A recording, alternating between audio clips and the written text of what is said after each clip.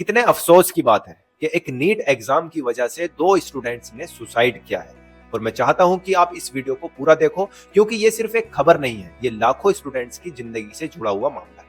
अगर आप NEET exam की तैयारी कर रहे हो या आपके घर में कोई बच्चा नीट एग्जाम देने की सोच रहा है, तो ये वीडियो आपके लिए बहुत जरूरी है। नीट यूजी 2026 एग्जाम आखिर कैंसिल क्यों हुआ? मीडिया रिपोर्ट्स के अनुसार इस एग्जाम को कैंसिल कर दिया गया है और कारण बताया जा रहा है पेपर लीक और परीक्षा में गड़बड़ी। अब आप सोचो, जिस परीक्षा के लिए बच्चे 2 साल 3 साल तक दिन रात मेहनत करते हैं, जिसके लिए घर वाले अपनी बचत लगा देते हैं, किसी का बाप लोन लेता है, किसी की माँ अपने गहने तक बेच देती है, उसी एग्जाम को एक दिन में कैंसिल कर दिया जाता है। ये सिर्फ एग्जाम कैंसिल होना नहीं है, ये भरोसा टूटना है। अब सबसे बड़ा सवाल ये है, पेपर आखिर लीक हुआ कैसे? क्या पेपर अपने आप उड़कर व्हाट्सएप पर चला गया? नहीं, पेपर लीक तभी होता है जब सिस्टम के अंदर से कोई रास्ता खुलता है। और सबसे दुख की बात यह है कि पहली बार नहीं हुआ, हर साल सेम कहानी, हर साल वही बातें। पेपर लीक, परीक्षा पर सवाल, फिर से जांच, फिर से नई कमेटी, और फिर कुछ दिन शोर मचता है और फिर सब के सब शांत हो जाते हैं। और नुकसान किसका होता है? सिर्फ और सिर्फ ईमानदार स्टूडेंट्स का।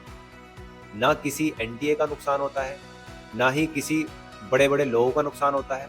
मीडिया रिपोर्ट्स के मुताबिक एक गैस पेपर या फिर एक लीक मटेरियल पहले से सर्कुलेट हो रहा था और बताया जा रहा था कि उससे लगभग 100 से ज्यादा क्वेश्चंस मैच हो गए।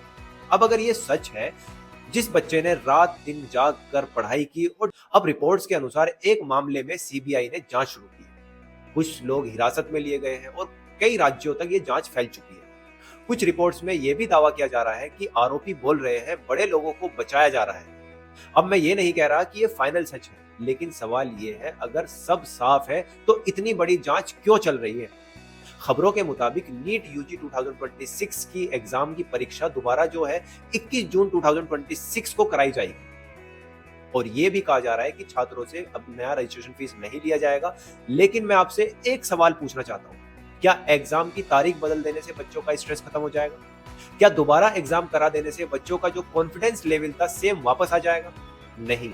जो सबसे ज्यादा दर्द देने वाली बात है वो ये है कि मीडिया रिपोर्ट्स के अनुसार इस पूरे मामले के बीच 2 छात्रों की मौत की खबर सामने आई है। एक रिपोर्ट्स के अनुसार गोवा में एक 17 साल के छात्र ने आत्महत्या कर ली है और दूसरी रिपोर्ट्स के अनुसार उत्तर प्रदेश के लखीमपुर खीरी में एक 21 साल के छात्र ने भी आत्महत्या कर ली। कुछ रिपोर्ट्स में परिवार ने कहा है कि परीक्षा कैंसिल होने और तनाव की वजह से बच्चा टूट गया।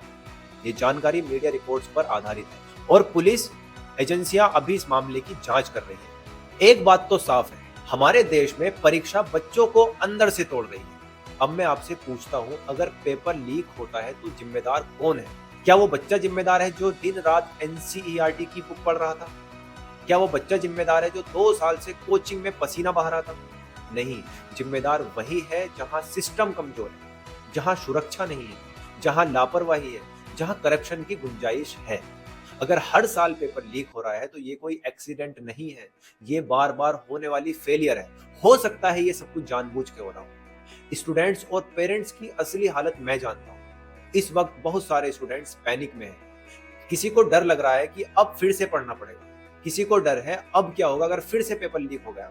और पेरेंट्स की हालत, पेरेंट्स बाहर से स्ट्रॉन्ग दिखते हैं लेकिन अंदर से वो बिल्कुल टूट जाते हैं, क्योंकि हर पेरेंट्स अपने बच्चे के लिए सोचता है डॉक्टर बन जा, बेटा सब ठीक हो जाएगा। लेकिन जब सिस्टम ही भरोसा तोड़ दे तो बच्चा सिर्फ सिलेबस से नहीं लड़ता, बच्चा डिप्रेशन से लड़ता है। और सुनो, ये सिर्फ नीट एग्जाम कैंसिल होने का मुद्दा नहीं है, ये उस सोच का मुद्दा है जहां स्टूडेंट को इंसान नहीं समझा जाता, बस एक नंबर समझा जाता है। लेकिन याद रखना, अगर एक देश का स्टूडेंट टूट जाएगा तो देश का फ्यूचर टूट जाएगा। आज मैं बस इतना बोलूंगा, अगर आपने 2 साल मेहनत की है तो आप कमजोर नहीं है।